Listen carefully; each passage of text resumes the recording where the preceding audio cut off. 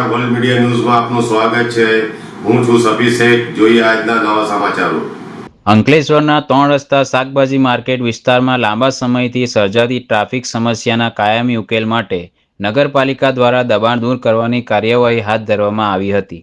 જો કે સ્થળાંતરના નિર્ણયથી શાકભાજી વેચીને પરિવારનું ગુજરાન ચલાવતી મહિલાઓમાં અસંતોષ ફેલાયો હતો અને તેમણે પોતાની રોજીરોટી બચાવવા વિરોધનો માર્ગ અપનાવ્યો હતો। મહિલાઓની રજૂઆતોને ધ્યાનમાં રાખી આજે આમ આદમી પાર્ટીના જિલ્લા પ્રમુખ પિયુષ પટેલ સહિત સ્થાનિક હોદ્દેદારોએ નગરપાલિકાના મુખ્ય અધિકારી કેશવલાલ કોલડિયા સાથે બેઠક યોજી હતી। મુખ્ય અધિકારીએ મહિલાઓની યોગ્ય માંગણીઓને સ્વીકારી વૈકલ્પિક જગ્યાની ફાળવણીની પ્રક્રિયા પૂર્ણ કરવાની ખાતરી આપી હતી।